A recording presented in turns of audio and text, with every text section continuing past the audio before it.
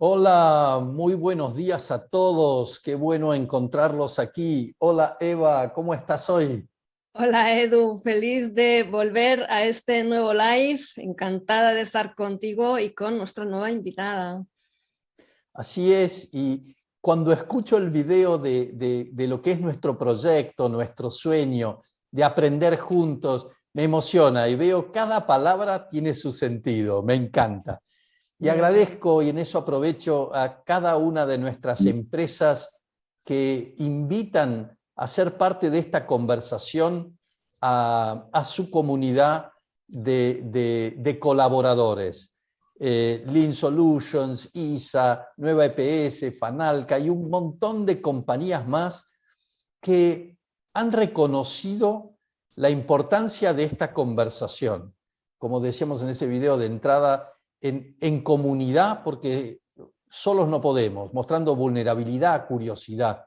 Así que realmente está buenísimo, ¿no? Es verdad, Edu. Y es el propósito, ¿cierto? De estos live, estar conectados, estar actualizados con la más rabiosa actualidad, compartiendo, hablándonos unos a otros con la intención de movilizarnos, movilizar liderazgos y dar respuesta a lo que el entorno está requiriendo de estos liderazgos. Claro que sí, juntos, porque solos no podemos. Así que os animo a dejar registro, a dejar vuestros datos. Ahí tenéis en pantalla un QR con ánimo de manteneros al día de lo que se viene, de los live que se vienen, de todo lo que vamos haciendo. Esos datos no van a ser comerciales, sino que es formar parte de esta comunidad de una manera activa. Animaros a dejar los datos para que estemos todos juntos en esto. Qué bueno que todos formen parte de esta comunidad. Y como siempre nos gusta conversar, a pesar que esto sea YouTube y parece que ustedes están lejos, nos gusta comenzar con una pregunta para escucharlos. ¿Qué piensan? ¿Qué sienten? Y la pregunta es quizás un poco provocadora, después la vamos a explorar con nuestra invitada especial, pero tiene que ver con esto. ¿El empoderamiento es algo que se da o que tomamos? ¿Yo soy un jefe y empodero a mi equipo o cada uno de nosotros nos empoderamos para construir la realidad que soñamos? Y vamos con esa pregunta. Tienen el QR.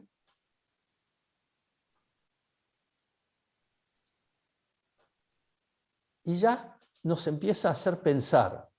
Claro, muchas veces se ha usado solamente como sinónimo de delegar autoridad, pero quizás es mucho más que eso, ¿no? Animaros a participar. Participen, comprométanse con este espacio que ustedes se han dado para reflexionar.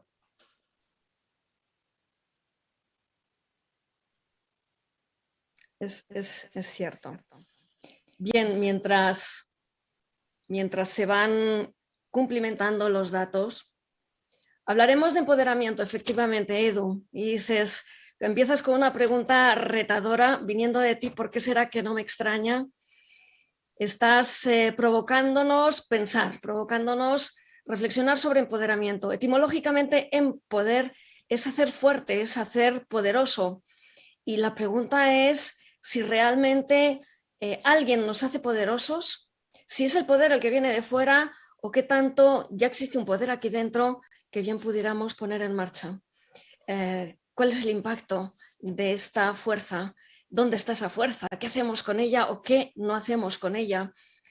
Son muchas preguntas que nos invitas a pensar a través de este mismo cuestionario y que me permiten introducir precisamente con estas preguntas, reflexiones, para que sea este live el que nos haga ir adentrándonos un poquito más profundamente en este término tan manido muchas veces y que identificamos con autoridad, con delegación, dices, y quizá tenga un trasfondo mayor que merezca la pena poner en marcha. No sé si estábamos... ya estamos Viendo con ya algunas los respuestas. Sí, sí, ya estamos con algunas respuestas. Ujú. Pero sigamos conectando esta invitación, como decís.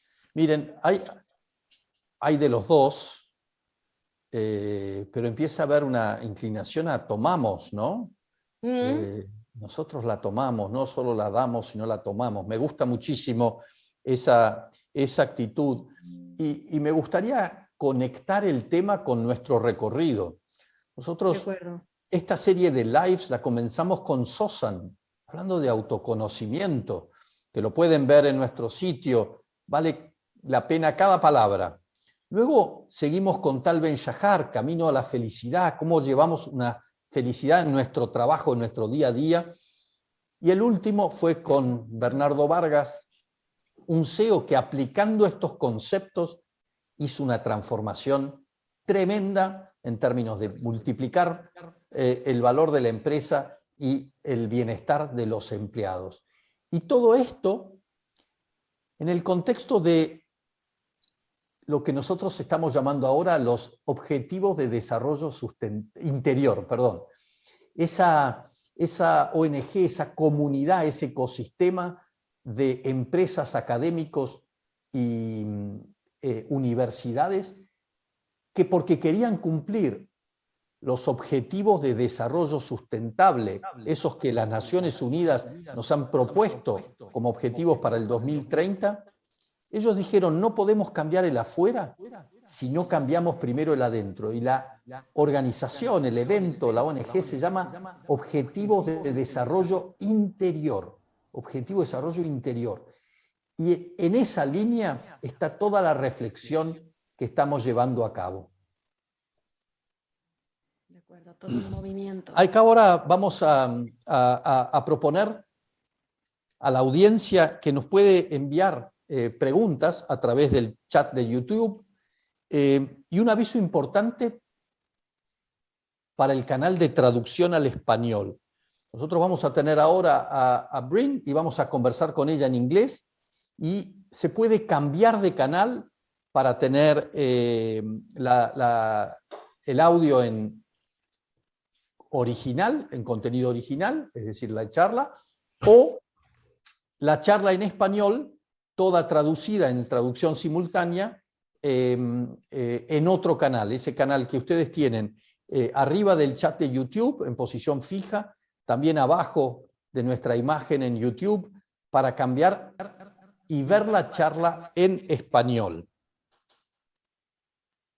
Les damos un tiempito para que puedan hacer esa elección. O siguen con nosotros en inglés o van a ver la charla en español a ese otro link, a ese otro canal.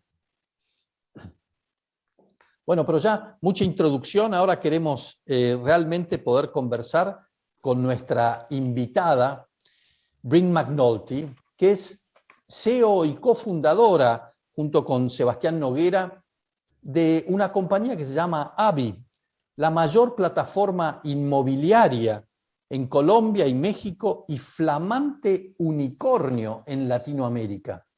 Brynne estudió finanzas y bienes raíces en la universidad, en la escuela Wharton, que es también mi alma mater, así que ahí tenemos algo en común, y luego un MBA en Harvard Business School.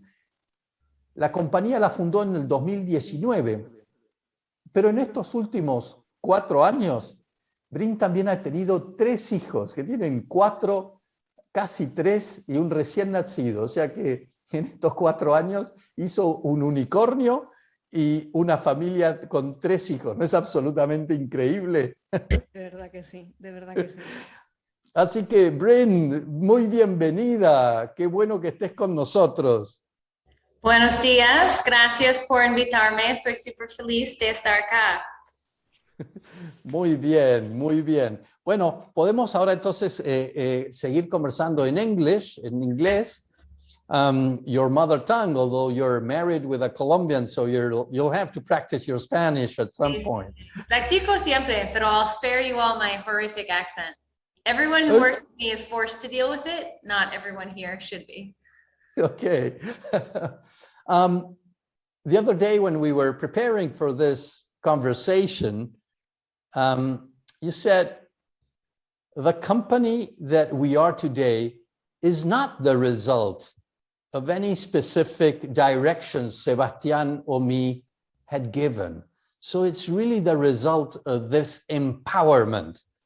And I thought that was the best new definition, at least for me, that empowering is really unleashing the creativity in the workforce.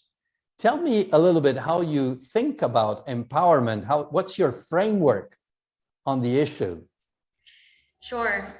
So again, thank you so much for having me. It's a delight to be here and to talk about these types of subjects, because it's something that's really hard to do in the day-to-day, but when you step back, I think it's really important to understand the impact that it can have on any project or venture that one undergoes. The poll that you put out, are people empowered by someone else, or are people empowered from within? I think is a really crucial way to think about what empowerment means and how we do it or how we try to enact it at Habi. And what I mentioned to you is a big piece of one of the core pillars of the way in which we run the business and the cultural values of Habi is related to empowerment. And we expect people at Habi to consider themselves what we call master keys, and to be able to take on problems and create solutions themselves. And I think the only way that that is able to be a successful model is when you have both of those things that you said. We create the space for people to have access to responsibility and have the freedom to solve problems, but you also need individuals to choose to make those decisions and go above and beyond the base expectations of their role and look to make a change and act as an owner of the organization. And without those things working hand in hand, empowerment is really just a concept, because you can't force someone to be empowered, and you also can't be empowered even if you want to be, if the structure of the organization or the expectations of bureaucracy, et cetera, do not allow it. Okay. So we should have really allowed for a third option. Yes. That is both. It's an annoying answer, by the way, because I know you're not supposed to say both, but I don't believe that it can be successful without both. Yeah. Tell me a little bit more about this 4 pillars, one of which is be the master key. Sure. So probably 6 months into starting Habi, and this goes back to what you mentioned, is Habi is not a company that is specifically built or shaped by Sebastian and myself. Instead, we view ourselves as a lot of setting the vision, setting the mission and the big picture plan, and then the leadership team and those beneath them figure out what actually needs to be built to achieve that broader mission. And my job and Sebastian's job is to give people access to resources to do the things that they do best.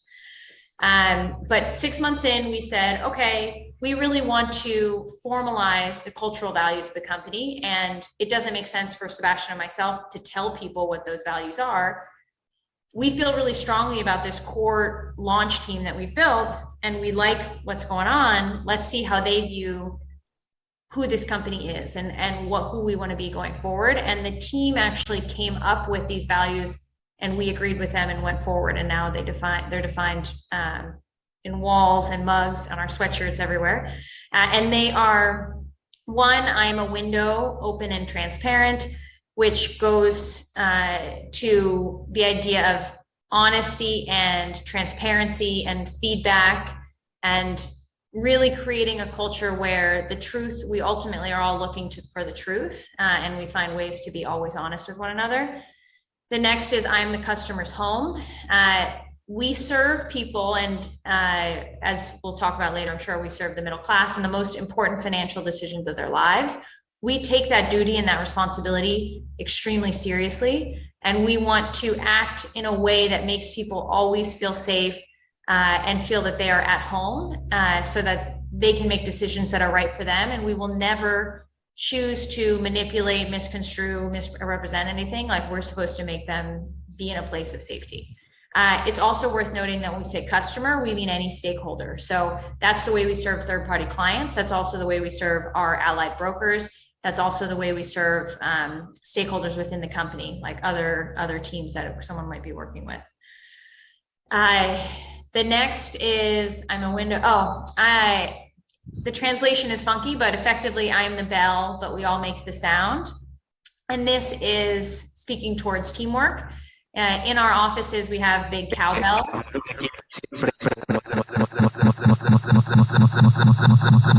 that just me? Yeah, we got some issue.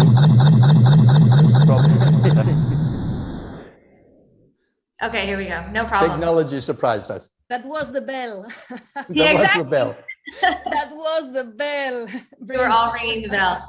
So in our offices, we have a giant cowbell that members of the commercial team ring when they execute a transaction of buying or selling a home. And the idea is, even though an individual salesperson will be ringing the bell, which is a celebration of the close of a commercial transaction, everybody participates into that, what led to that moment. So the Tramites team, the finance team, the marketing team, everyone does work that enables that bell to be rung. And then the last is I'm a master key, which goes back to what we spoke about empowerment, and that every single person at Habi is expected to find ways to solve problems and not just do what they're told to do, but to go above and beyond and step up to any occasion so that they make the best decisions for the company. And we are able to have the entire team, over 1,000 people, be leaders of the company. And it's really a mentality shift versus some of the more traditional companies that exist anywhere in the world, where people kind of are told to stay in their lane and just do their job. Ours is, you figure out what is the right thing for this company and do it so that the outcome is the best that it can be. Okay, Brynne, so interesting. I'm glad to be with you. Thank you. You just told us about building values, about participating in the teams,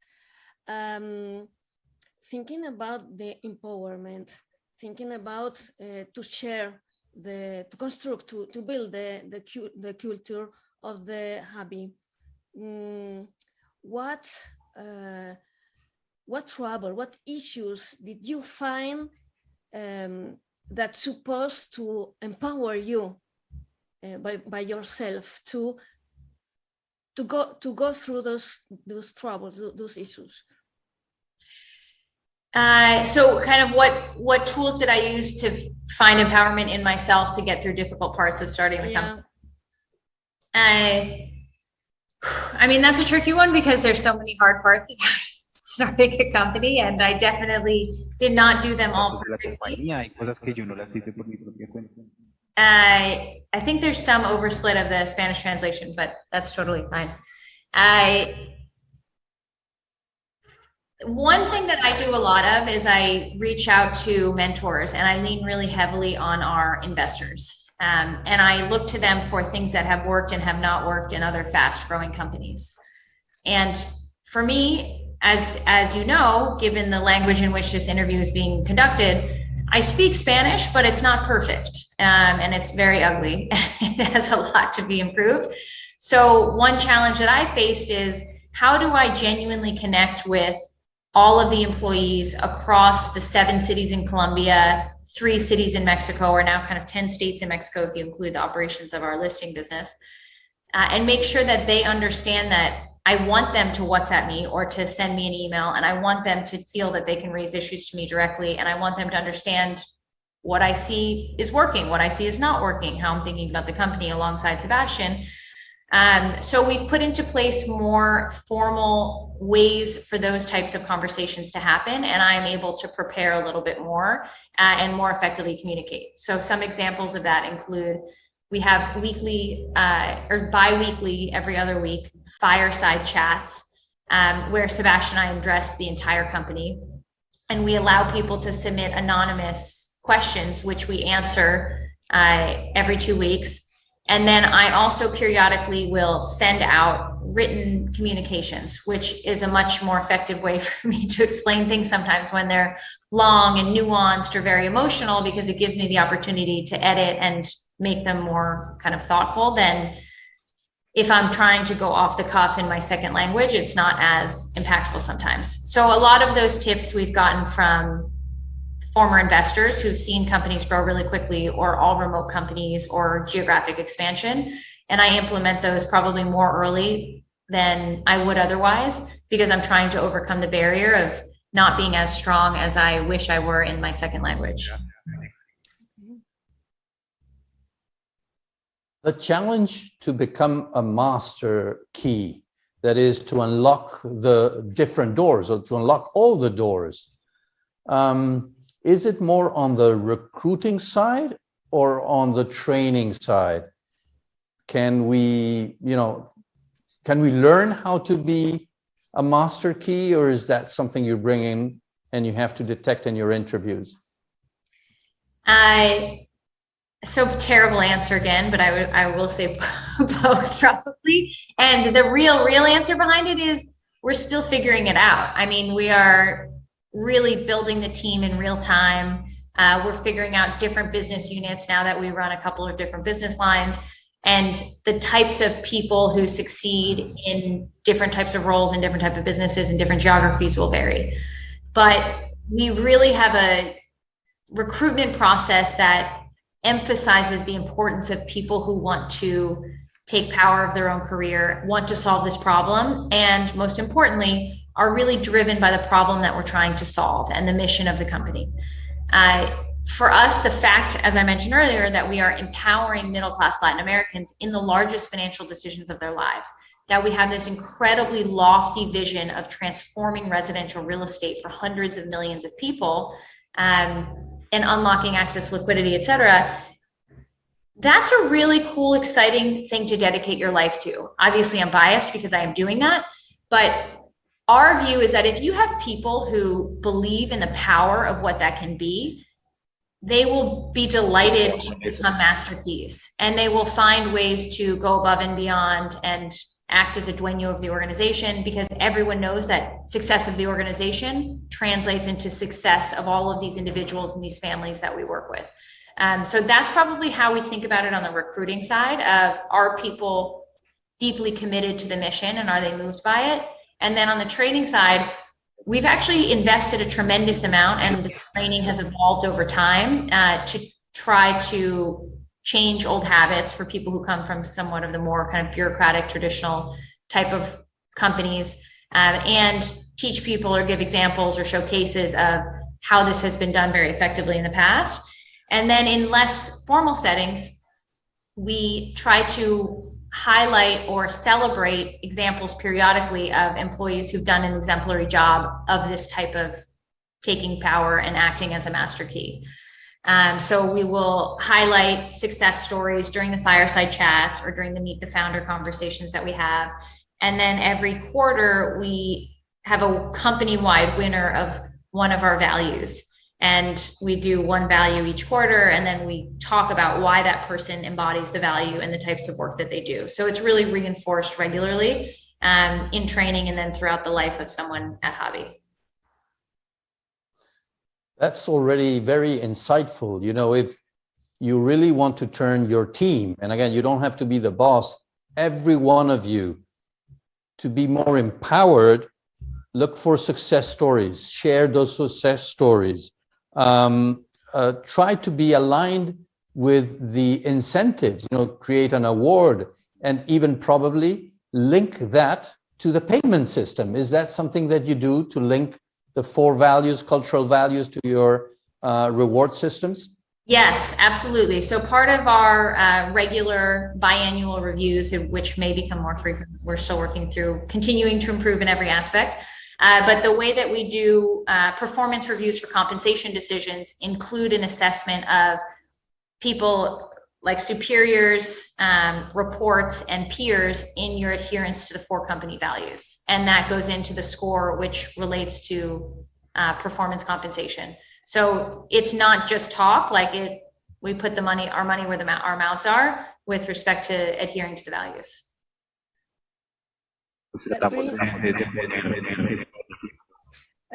Habi, you said looks to give security to those who have to decide to buy, to have a great decision in their lives. So you are giving them this security, this safety. in other hand, to your team, you are working on giving them also this safety to be empowered in all you do. Okay, how to build this safety? How could I do the same or something like that?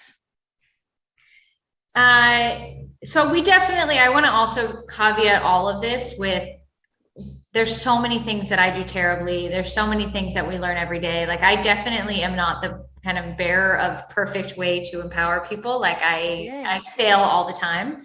And I have failed to be a master key in moments. Like, I'm still learning. I just want to caveat all of this with, I also don't know what I'm talking about, and I'm learning. But I think what's crucial, what's made it possible for Sebastian and for myself to get to where we are today and to have built the team that we have, is one, the first few leaders in an organization, or the first few people who will be culture carrying, you need to have deeply aligned with the type of company that you want to build. Because very quickly, if you're growing, you will stop being directly involved in hiring decisions and in direct management. And you need the people who are making those decisions and who are managing people and who are affecting the day-to-day lives of so many of the employees who drive the outcome of the company, to be instilling that into the lifeblood of every piece of what's done. And you lose control or direct control very quickly. So you need to make sure that you have proper ambassadors who you know are aligned. And the only other thing is, I'll go back to the mission of the company. For me, convincing people to join or convincing people to stay motivated always comes back to, why are we doing this? This, for what it's worth, includes myself. As was mentioned, I have 3 babies who are under 4 years old, who I love more than life itself. And I also really like spending time with them. But I also adore Habi and everything we're doing here. And if it weren't that every day I knew that the effort I was putting into building this company were going to translate to financial empowerment for thousands, and in the future, millions and millions of middle-class Latin Americans and their families, it would be really hard sometimes to justify the crazy hours or the schedule or the traveling. So I think those 2 things for us has made it possible. I can't speak to every organization, obviously, but the mission for Habi is a huge piece of why we're able to do what we do every day. Okay. That's very interesting, because obviously the mission, a very powerful mission, and as you said, the core team very deeply convinced of that mission, is the first way to align the rest of the employees and empower them, because you're aligned. But I also imagine, if you're too empowering, at some point, it might go everywhere. What's the decision-making process to avoid being dispersed and going in all directions? I think that really clear communication of the broader kind of mission vision, and then breaking it down into what that actually means for the next 2 years, for the next 6 months, for the next 3 months, and then week by week basis, and making things very tangible is important. And that was a big learning for us as we've grown, because again, in the beginning, we had one product. We were buying and selling homes on our own balance sheet. So it was very easy to translate, like, mission, let's buy and sell more homes. Each month, let's buy and sell even more homes. And now that we have so many different geographies and so many different products that we're offering, trying to understand, how do we allocate resources? How do we allocate effort among these different kind of competing questions or kind of tasks that require our time? Goes to this really methodical process, which we do every quarter, and then really on a big scale every year, which is, hey, we want to affect change for the most people in the biggest way in terms of financial empowerment through access to information and liquidity. Where do we want to be in 5 years? How many countries do we want to be in? How many people's lives do we want to have touched? What are the ways in which we want to have done that? Okay, if we want to be there in 5 years, where do we have to be in 1 year? If we want to be there in 1 year, what does that mean? Like, then you bring in different levels of the organization. So first it's the C level of every division. These are the big goals for the company. What does your division need to do to deliver those goals? And then they set those, and then the managers come in and they're like, oh, okay, well, every month I have to do A, B, and C to get to there by the end of the year. And then the team leads will say, okay, every week, this is the person's goal underneath me so that we can hit the specific metas to get to the month. And that's how you break it down. So people have both a tangible goal, but then this really meaningful big picture thing that's into the future. Because otherwise, as you said, it can become kind of vague, and you're like, how does speeding up the way in which an escritura is filed really change lives? And then you lose sight of how you're really making the big picture impact. Absolutely. I think what you describe are so clear rails of milestones taking you to this 5-year vision, that then the empowerment is clearly contained, is clearly aligned with those milestones. So very, very, very powerful. You mentioned some people come from other important and successful companies, but are bureaucratic. How do you unleash these individuals that might be very intelligent, very professionally well-trained, need to be unleashed from a bureaucratic setting into a very innovative setting? It's hard. I mean, I think that actually has to do a lot with the individual sometimes, and maybe that's like me not taking full responsibility, which probably it is, but we have had individuals who've come from longer careers in more traditional organizations, and honestly, it hasn't been a fit. Like, they're not as happy being expected, because one thing that comes from empowerment is a lot more responsibility and expectation. I expect the senior people specifically in the organization not to turn to me and wait for me to tell them what to do. I hire them because they are better at the things that they're supposed to be doing than I could ever be. And I want them to tell me, I should be doing A, B, and C. Here's what my next 6 months should look like. We want to hit the kind of high level goals that you're looking for. And there are people who just have never worked that way and who expect leaders to tell them exactly what to do every single minute and what their task should be. And they're not happy in organizations where they have that extra responsibility and expectation. So it doesn't always work, I will say that. But often I think in the recruitment, in the training, and then seeing those around them succeed is what leads people to do really well. But it has to be the right personality and culture fit also. Okay. Brynne, you failed, you told us. I thank this statement because you show us a woman, a human being working with human beings, okay, with troubles and with mission and hardworking. What do you do in Habi when you scare, when you have fear? Do you have fear sometimes? And what do you do with that to go forward?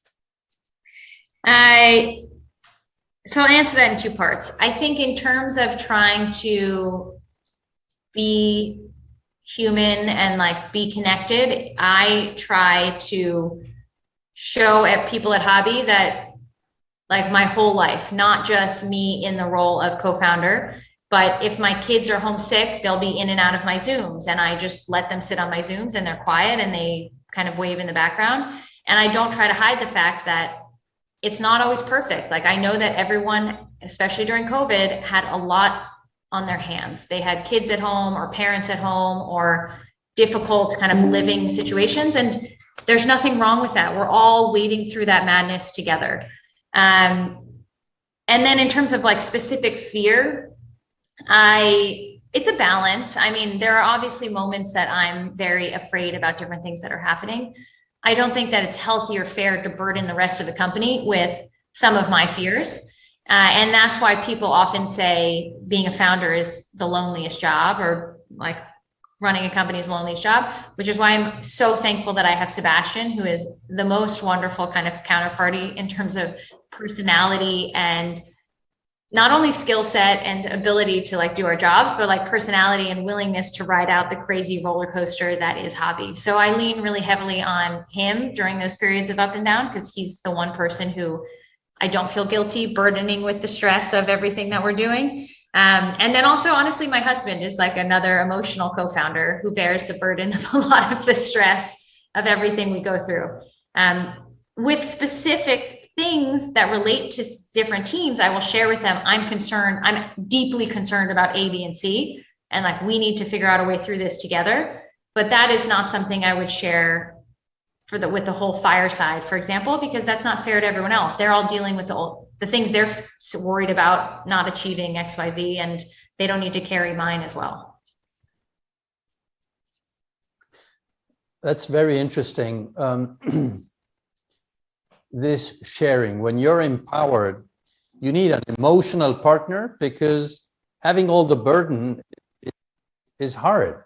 And so both a business partner, an emotional partner like your husband. And I think that might be also a tip we give to our audience. Find people you trust, you can share the risks you're taking with your decisions, the uncertainties you're seeing around, because I'm sure that will enable you to be more at ease with the challenges you have. Let me go back to one comment you did about, you don't want your direct reports to come back to you every decision. You want them to make the decision. But what's your attitude with them if the decision is not exactly what you would have wanted or liked? Do you back them up, or do you correct them? The answer is probably both. It's a depends situation. I think we have a lot of debate where there's a lot of, this is the plan, this is how we suggest going forward. Other people, not just myself, will say, we don't think that makes sense for A, B, and C. And the other person comes back and says, because of X, Y, and Z, it does make sense. And a lot of decisions are made through that rich, open kind of disagreement. And that's where the transparency comes into play, because it is not always considered kind of respectful to disagree with someone, especially if they're more senior than you are, or to push back. But we try to set an openness and an honesty, which is, this is not personal. This is all in the hopes of making the company the best that it can be. Let's challenge each other and ensure that we get to the optimal decision. So we will push back, and my mind has changed all the time. So one thing that I really like about people who feel empowered is that I will say, oh, you know what? I actually think B is best. And if they fight for A and A makes more sense, I'm delighted to say, like, you know what? You're right. Let's go with A. Or if I really don't think so and other people don't think so, we'll say, you know, at the end of the day, like, B really makes sense. Thank you for pushing for A, but we're going to go with B. So it's kind of an open discourse about those types of difficult decisions. But again, I think that's a relevant recommendation, because you need a healthy debate, as you say, disagreement, the ability to speak up, even if it's your boss, and that hasn't to be taken as a disrespect, but rather as openness, transparency, and a search for the right solution, the right answer among the whole team. So I think empowerment comes with the ability to have difficult conversations, debate, and disagreement. I agree. And by the way, I would argue it goes further than being able to do it. It's if you fail to do it and you have reason to believe that something doesn't make sense, like you have data that shows a trend in the past, or you have some rationale, and you do not take the opportunity to speak up to change the course of decision direction, you failed the company, because you allowed us to make a non-optimal decision when you had a duty as a master P to help us make the optimal decision.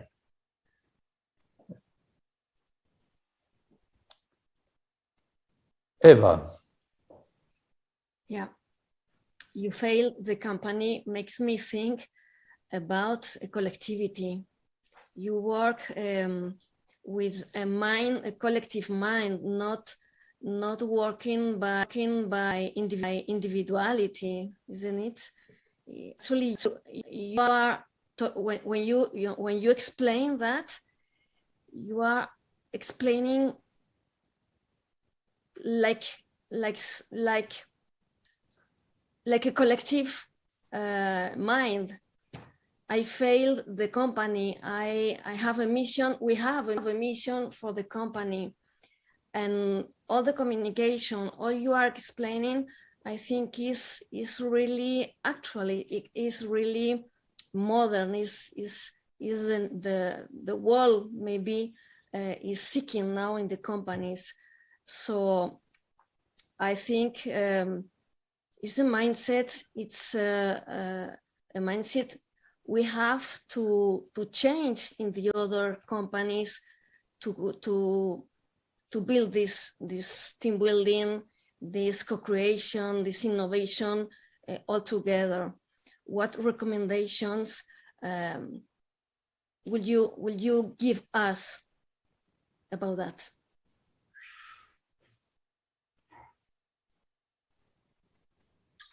In terms of how to foster that type of environment. Again, I mean, it goes to the point that I said in our prep call. I wish that I could take more responsibility for how things have played out and how it's worked out at Habi. The reality is I cannot. I think the truth is, if I could point to one thing that we did, which has allowed Habi to be what it is today, it is the first 10 people that we hired. Because those people were the ones who, as I said, were culture carriers. They began hiring people underneath each of them who fit the mold of this ambitious, humble, master key mentality that we wanted. And then those people were able to do more than was humanly possible in the first 6 months, 12 months of the company to allow the framework for the growth to be built. And they've just created the space for all of this to be possible. I mean, I think I have a concept of what makes sense. And a lot of the structures that we've put into place have come from advice that we've gotten from different advisors or partners. But it's really all based, if it has to trickle down to one thing, to those first kind of 10 people that we brought on the team. That's fascinating, because that was before having your 4 cultural pillars, was having, before you probably had the milestones for many of what you've done. Yeah. It was a lot of luck, I would say, but not necessarily luck. It was non-conscious playing out of what we now do in a more formal way. Go back to those 10 people. First, I imagine they were not all senior people. So you had different seniorities. Yep. Okay. What one characteristic would you say they have in common? Probably they obviously have different technical skills, but on the culture side, what one characteristic they have in common? I say this especially when friends in the United States ask me about what is it like at Habi, or what do people like at Habi? And the real honest answer is, of course, I think it's a requirement, but it's not sufficient. Necessary but not sufficient for them to be extremely smart and extremely good at the thing that they do. As you said, all of them have different skill sets and backgrounds, but they're all genuinely nice, good people. And one of the things that I love the most about Habi is that it's full of good, kind-hearted people, very ambitious, very hungry, like a desire to change the world. But we do not have this dog-eat-dog internal competition to no end mentality. It's people who truly feel like family and are nice to each other. And I think that again, it's not really due to me. It's due to these first 10 people, which has then waterfalled forward. And the other common theme that they had, which again has zero thanks to me, is Sebastian, my co-founder, had a personal relationship with almost all of them. And I think he is one of the nicer people that I know. And that enabled us to build the base of these fundamentally good people. That is so inspiring, and it's interesting that we got to this pearl in our last question. We would stay forever trying to dig on the insights you have. But let me challenge at least the idea that you had nothing to do, because I think first you chose Sebastian. Sebastian knew these people, and good people tend to hang out with good people, and kind people hang out with kind people. And that reminds me of Tony Hsieh, the famous founder of Zappos.com, that had previously founded another company, Link Exchange, trying to be the best, hire a lot of very smart professionals. And one day he said, I realized that the company was full of people I didn't like to work with, to hang around with. He sold it for a couple of $100 million, and then founded or bought very small and grew Zappos.com with people he enjoyed working with. And I think that's also a very, very important key, a master key in building teams you like to work in. I completely agree. And it's one of like the blessings of this situation that I find myself in life, is that I get to work with people I really love, but it shouldn't be that rare. Like everyone should be able to seek that out. And to the extent they have control over the people who join their own teams, I think that's a big piece of success in itself, because when you like the people you're working with, work is a lot more fun. And when work's a lot more fun, you're likely to do a better job because you're happier and you're more efficient and you're more effective. Thank you very much, Brynne, for bringing us these insights, your experience. We are inspired by the combination of personal accomplishments and professional accomplishments, and we're all inspired. Eva. Thank you, Brynne. It was amazing and inspiring to hear you. Thank you so much. It was a real pleasure to be here. I feel very thankful to have been invited. I look forward to staying in touch. Absolutely, absolutely. Thank you. Qué increíble, qué aprendizaje.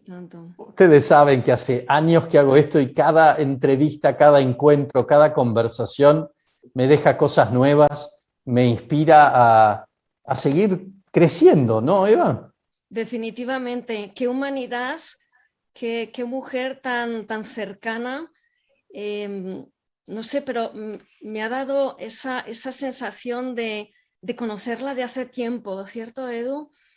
Nos ha hablado de sus sensaciones, de sus pasiones, de muchas cosas desde lo más auténtico. Es lo que ella procesa en Habi, es ella también. Parece maravilloso. Exactamente. Y fíjate que podríamos enhebrar nuestros aprendizajes al revés de cómo fueron compartiéndose durante la conversación. Porque empezamos, cuando yo le dije, esta compañía es producto de decisiones que yo no he tomado, me había dicho ella antes. Pero si yo voy al revés, y yo sé también por su propia historia de desarrollo y historia familiar, que siempre fue inspirada a poner sus talentos al servicio de la comunidad, a tener impacto en la comunidad, y cómo, y lo vimos a lo largo de toda la conversación, fue enhebrando la pasión por una misión, poder ayudar a las personas a tomar su decisión financiera más importante en su vida, para lo que es clase media, que es su casa, su departamento, su hogar. Y ese impacto, ese deseo de impacto, lo conectó con Sebastián, y fue así una rueda de buenas personas. Me parece inspirador. Por supuesto que creo también en la capacidad de todos, de que hay grupos que sacan lo mejor de nosotros y grupos que sacan por ahí no lo mejor de nosotros. Y a partir de esa primera intención, el valor de poner 4 pilares que lo asienten, que lo pongan negro sobre blanco, que lo obliguen a practicar, que alineen los objetivos. O sea, a partir de eso, qué bueno poder divertirnos con un propósito tan grande en común, poner la cultura de la organización al servicio de esos valores primordiales, fundacionales. Así es, Edu. Y he hecho mucho hincapié en la comunicación, en cómo escucha a sus colaboradores, cómo escucha al cliente, cómo abre conversaciones, cómo fomenta las conversaciones difíciles también, desde la comunicación, y cómo la alineación es un pilar de ese empoderamiento, de esa seguridad psicológica sobre la cual le preguntábamos. Cuando la gente está alineada, vamos remando todos porque queremos, y quizá ahí está ese famoso empoderamiento que uno moviliza de motu propio hacia adelante.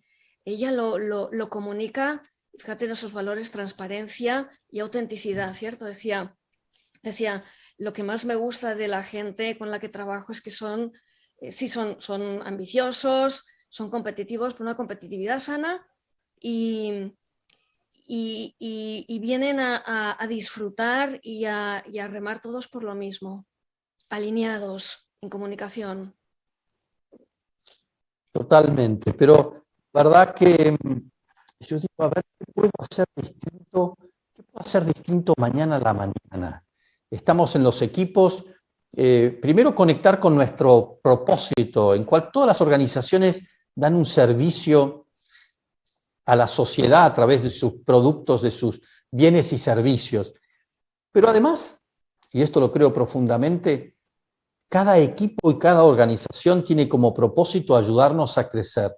Entonces, encontremos el espacio, a decir, ¿cómo conectamos con este propósito de crecimiento? Con este propósito de ayudarnos todos a crecer, de ayudarnos a que si nos empoderamos, poder generar conversaciones difíciles, debates acalorados, pero para el bien del equipo, para el bien del propósito que nos está uniendo, ¿no?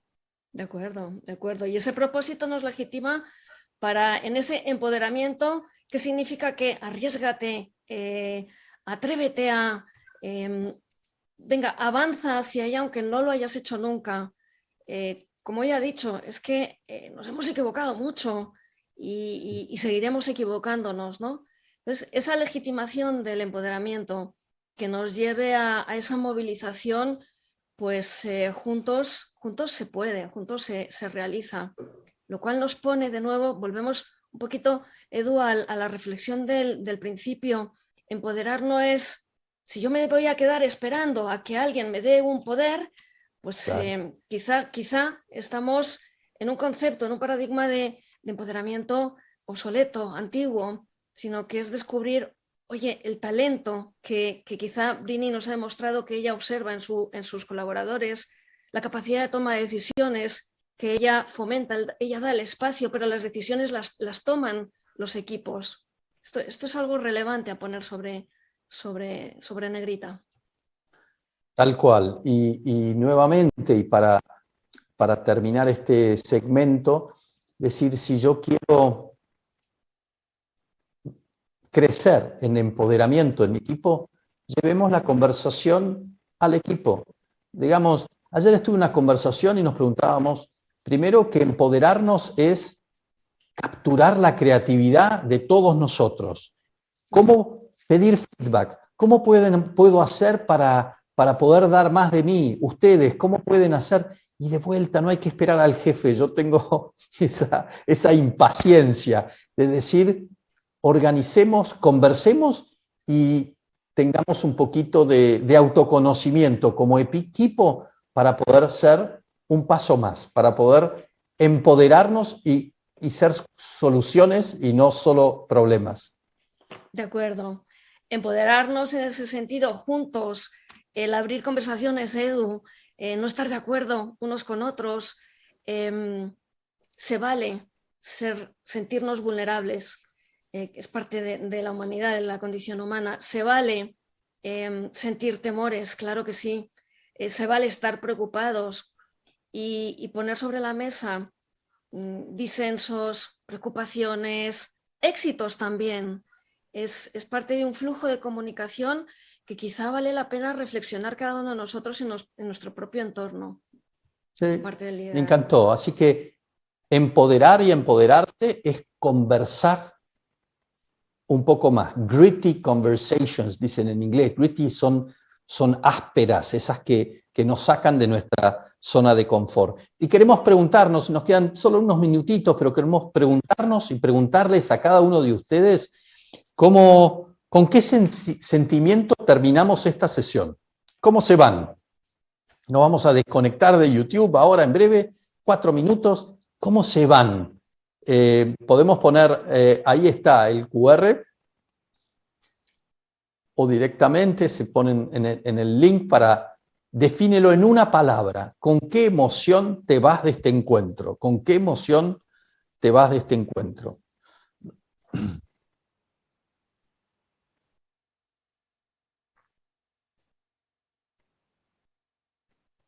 Y mientras ustedes van poniendo así una palabra,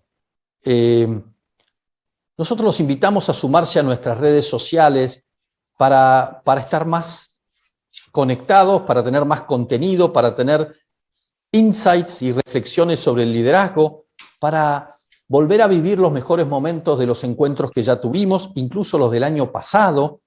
Y el próximo live, y ya los invito, agéndenselos, siempre el último jueves de cada mes, a las 12, hora Colombia y México, a las 2 de la tarde, hora Argentina, a las 7 de la tarde, hora España, con Karen Wooding Rodríguez. Es una mujer súper interesante, fundadora del proyecto Model UN, Modelo Naciones Unidas, para el desarrollo de habilidades de liderazgo para estudiantes. Es emprendedora en mercados emergentes, una educadora, pero sobre todo aprendiz.